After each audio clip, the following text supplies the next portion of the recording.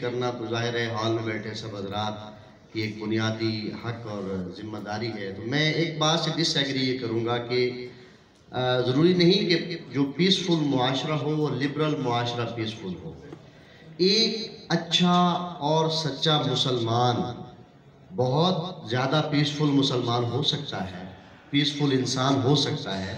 اور ایک جو بات علامہ کاشف صاحب نے اشارہ کیا، ایمان، امن اور مومن.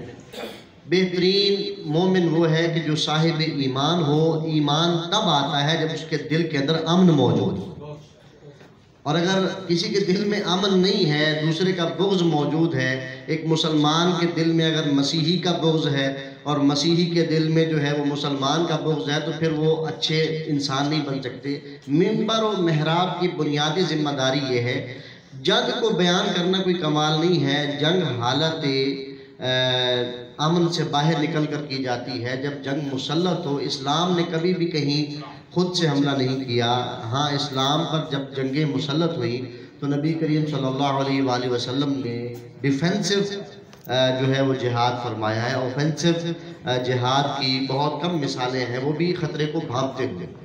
میں مثال دینا چاہوں گا امیر المومنین مولا متقیان حضرت علی ابن ابی طالب علیہ السلام کی. آپ بہترین جنگجو تھے، ٹھیک ہے، لیکن میں آپ کی بات کو ادامہ دوں گا. اتنے بڑے جنگجو تھے کہ غزوہ خندق میں اللہ کے رسول نے فرما دیا، ضربت علی یوم الخندق افضل من عبادت الثقلین، کہ علی کی ایک ضرب جو ہے وہ ثقلین کی عبادت پہ بھاری ہے. اور کتنے بڑے سخی انسان تھے، یا کتنے بڑے رحم دل انسان تھے کہ جب آپ کے ہاتھ میں زمام حکومت آئی، جب آپ خلیفہ وقت تھے، تو کوفہ کے باہر وداؤٹ پروٹوکول جاتے تھے. کوئی آپ کے ساتھ گارڈز، کوئی آپ کے ساتھ مسلح جتھے نہیں ہوتے تھے، اکیلے جاتے تھے. اکیلے کسی کام سے کوفہ کے باہر گئے تو جب واپس آ رہے تھے تو ایک یہودی ہمراہی ہوا. جب وہ ہمراہ چلا تو تعارف ہوا، اس نے نام پوچھا. آپ نے فرمایا میرا نام علی ہے.